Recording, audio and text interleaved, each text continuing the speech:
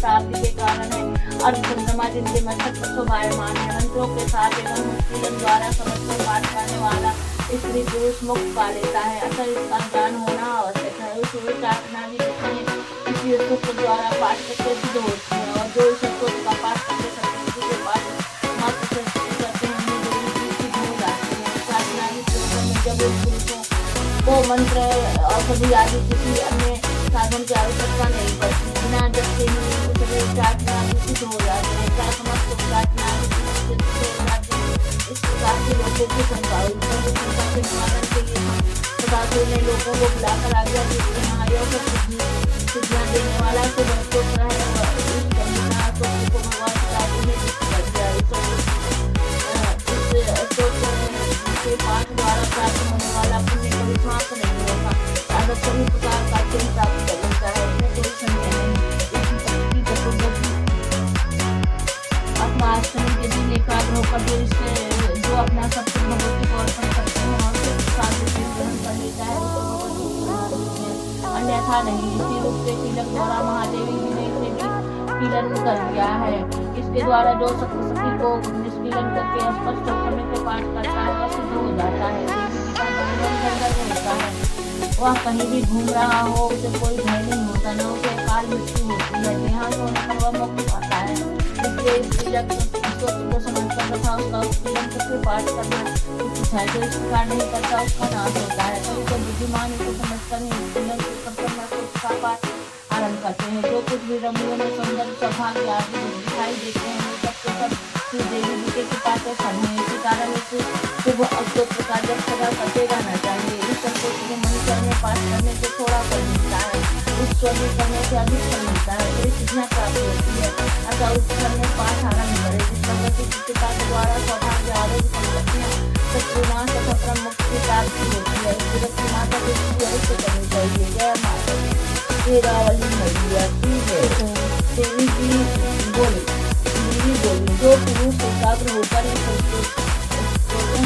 मेरी स्तुति करेगा उसकी सभी बाधाएं मनुष्य से नाश कर देगी, और जो मधु कैटव का नाश महिषासुर का घात एवं शुंभ दोनों का वध आदि प्रसंगों का कीर्तन करेंगे, और जो एकाग्र होकर अष्टमी चतुर्दशी नवमी तिथियों में भक्ति पूर्वक मेरे उत्तम चरित्रों का महात्म्य सुनेंगे, उन्हें किसी प्रकार का अनिष्ट स्पर्श नहीं कर सकेगा।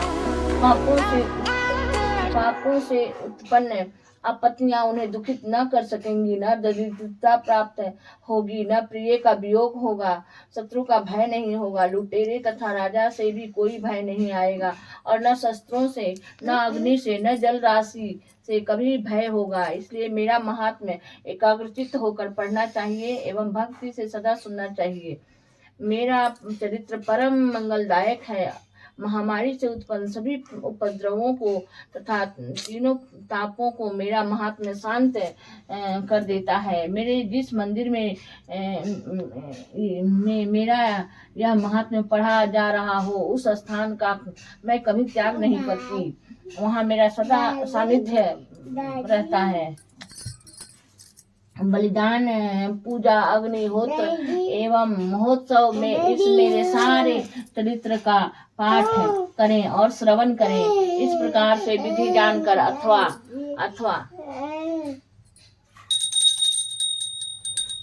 अथवा बिना जाने बलि, पूजा, हवन आदि से जो कुछ भी करेगा उसे मैं प्रीति पूर्वक ग्रहण कर लेती हूँ। शरद काल में मेरी वार्षिक महापूजा की जाती है। उस अवसर पर जो मेरे इस महात्म्य को भक्ति के साथ सुनेगा उसकी सभी बाधाएं निवृत्त हो जाएंगी, और वह धन व अन्य पुत्र आदि से धन्य व पुत्र आदि से संयुक्त हो जाएगा। मेरी उस पर कृपा होगी, इसमें संशय नहीं है। मेरे इस महात्म्य को, मेरी उत्पत्ति की पवित्र कथाओं को एवं युद्ध में मेरे पराक्रम को जो भी स्त्री पुरुष सुनेगा वह सर्वथा निर्भय हो जाएगा। मेरा महात्म्य सुनने वाले स्त्री पुरुषों के शत्रु नष्ट हो जाते हैं, कल्याण प्राप्त होता है और कुल आनंदित रहता है। सभी शांति कर्मों में बुरे स्वप्न देखने पर, ग्रहों की दारुण पीड़ा होने पर मेरा महात्म्य श्रवण करें, उसके सभी उपद्रव शांत हो जाते हैं। ग्रहों की दारुण पीड़ाएं निवृत्त हो जाती है। मनुष्य का देखा हुआ बुरा स्वप्न सुख स्वप्न हो जाता है। बाल ग्रहों द्वारा पीड़ित बालकों के लिए यह शांतिदायक है। मनुष्यों में फूट हो जाने पर यह महात्म्य मित्रता कराने में परम उत्तम है। सभी दुराचारियों के बल को भली भांति नाश कर देता है। पढ़ने से ही राक्षस भूत पिशाच आदि का नाश हो जाता है और मेरा यह सारा महात्म्य मेरी सानिध्य प्राप्त करा देता है। पशु पुष्प अर्ध धूप गंध तथा उत्तम दीपों द्वारा मेरे पूजन से ब्राह्मणों को भोजन कराने से होम से प्रतिदिन के अभिषेक से और भी अनेक प्रकार के भोगों के दान से हर्ष भर जो यह मेरे अर्पण करके आराधना करते हैं, इससे जो मुझे प्रसन्नता होती है वही प्रसन्नता मेरे इस महात्म्य के एक बार सुनने से हो जाती है। इसे सुनते ही सभी पाप नष्ट हो जाते हैं, फिर आरोग्य प्राप्त हो जाता है। मेरी उत्पत्तियों का कीर्तन तो सभी भूतों से रक्षा करता है। युद्धों में वर्णित मेरा जो चरित्र दुष्ट दैत्यों का नाश करने वाला है, उसके श्रवण करने पर पुरुषों को वैरियों से किसी प्रकार का भय नहीं रहता। हे देवतागण, तुम लोगों ने जो मेरी स्तुतियां की है, यह ब्रह्मर्षियों ने जो की है और ब्रह्मा जी ने जो की है, वे ही सभी मंगलमयी बुद्धि देता है। वन में शून्य स्थान पर अथवा वन की अग्नि में घिर जाने पर, शून्य स्थान में डाकुओं से घिर जाने पर, शत्रुओं द्वारा पकड़े जाने पर, अथवा वन में शेर चीता एवं जंगली हाथियों के पीछा करने पर, क्रोध में आकर राजा ने वध की आज्ञा दे दी हो, या कैद में पड़ गया हो, अथवा महासमुद्र में जहाज पर बैठ जाने के बाद भारी तूफान आ जाए, उससे जहाज डगमगाने लगे, ऐसे अवसर पर घोर संग्राम में शस्त्रों से प्रहार होने लग जाए, सब प्रकार की बाधाएं पड़ रही हो, किसी महापीड़ा से आकुल हो, इस प्रकार के सभी घोर विपत्तियों से इस मेरे चरित्र का स्मरण करने वाला पुरुष स्त्री पुरुष छूट जाता है। मेरे प्रभाव से शेर आदि हिंसक डाकू तथा शत्रु मेरे चरित्र के स्मरण करने वाले स्त्री पुरुष से सभी दूर भाग जाते हैं। ऋषि बोले, इतना कहकर भयंकर पराक्रम वाली भगवती चंडिका सभी देवताओं के देखते देखते वहां से अंतर्धान हो गई। वे सभी देवता निर्भय होकर पहले के समान अपने अपने अधिकार प्राप्त करके, जिनके शत्रु नष्ट हो चुके थे, भोगों के भोक्ता हुए। बाकी दैत्यों का काल सुनिए। जबकि देव शत्रु शुंभ युद्ध में मारा गया, जो शुंभ जगत के विध्वंस पर तुला हुआ था, अतुल पराक्रमी भयंकर दैत्य था, उसके मारे जाने पर और फिर महापराक्रमी निशुंभ के भी मर जाने पर बाकी के बचे खुचे दैत्य पाताल में भाग गए। वे हे राजन, इसी प्रकार भगवती जगदम्बिका नित्य स्वरूपा देवी पुनः पुनः प्रकट होकर जगत की रक्षा किया करती हैं। यह देवी जी विश्व का मोहन करती हैं, वही जगत को पैदा करती हैं, उसी के आगे प्रार्थना करने पर संतुष्ट हो जाती हैं, फिर विज्ञान एवं वृद्धि प्रदान करती है। हे राजन, उसी ने ही सारे ब्रह्मांड को व्याप्त कर रखा है। प्रलय काल में महामारी के स्वरूप में यही देवी ब्रह्मांड भर में व्याप्त हो जाती है, वही समय समय पर महामारी हो जाती है। अजन्मा होते हुए भी वह सृष्टि रूपा हो जाती है, वही सनातनी देवी समय समय पर प्राणियों की स्थिति किया करती है। मनुष्य के उन्नति के समय में वही देवी घर घर में वृद्धिदायिनी लक्ष्मी रूपा हो जाती है। फिर अभाव के समय विनाश के लिए दरिद्रता भी बन जाती हैं। पुष्प धूप गंध आदि सामग्रियों से पूजी हुई फिर स्तुति करने पर यही देवी धन पुत्र धर्म में मति शुभ गति आदि प्रदान करती हैं। जय माता की शेरा।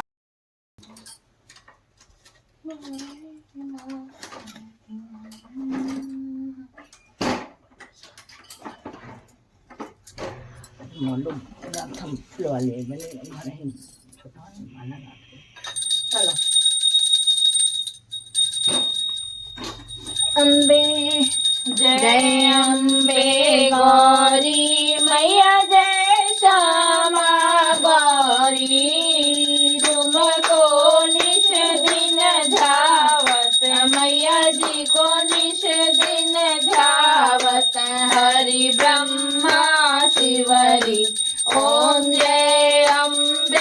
गौरी मांग सिंदूर विराजत टीको मृग मद को मैया टीको मृग मद को उज्ज्वल से दो नैना उज्ज्वल से दो नैना चंद्र वदननी को ओम जय अम्बे गौरी कनक समान कलेवर रक्तांबर राजे मैया रक्तांबर राजे रक्त पुष्प गले माला रक्त पुष्प गले माला कंठन पर साजे ओम जय अम्बे गौरी के हरिवाहन राजत खड़ग खपर धारी मैया खड़ग खपर धारी सुर नर मुनि जन सेवक सुर नर मुनि जन सेवक तिनके दुख हारी ओम जय अम्बे गौरी कानन कुंडल शोभित नासाग्रे मोती मैया नासाग्रे मोती कोटिक चंद्र दिवाकर कोटिक चंद्र दिवाकर राजत समज्योति ओम जय अम्बे गौरी शुंभ निशुंभ बिहारे महिषासुर घाती मैया महिषासुर घाती धूम्र विलोचन नैना धूम्र विलोचन नैना विष दिन मदमाखी ओम जय अम्बे गौरी चंड मुंड संहारे सोनित बीज हरे मैया सोनित बीज हरे मधु कैटब दो मारे मधु कैटब दो मारे सुर भयहीन करे ओम जय अम्बे गौरी ब्राह्मणी रुद्राणी तुम कमला रानी मैया तुम कमला रानी आगम निगम बखानी आगम निगम बखानी तुम शिव पटरानी ओम जय अम्बे गौरी 64 योगिनी गावत नीत करत भैरू मैया नीत करत भैरू बाजत ताल मृदंगा बाजत ताल मृदंगा और बाजत डमरू ओम जय अम्बे गौरी तुम ही जग की माता तुम ही हो भरता मैया तुम ही हो भरता भक्तन की दुख हरता भक्तन की दुख हरता सुख संपत्ति करता ओम जय अम्बे गौरी भुजाचार्य अति शोभित वर मुद्राधारी मैया वर मुद्राधारी मन वांछित फल पावत मन वांछित फल पावत सेवत नर नारी ओम जय अम्बे गौरी कंचन थाल विराजता अगर कपूर बाती मैया अगर कपूर बाती श्रीमाल माल के तू मेरा जत कोटि रतन ज्योति। ओम जय अम्बे गौरी श्री अम्बे जी की आरती जो कोई नर गारे मैया प्रेम सहित गारे। कहत शिवानंद स्वामी भजत हरि हर स्वामी मन वांछित फल पाले। ओम जय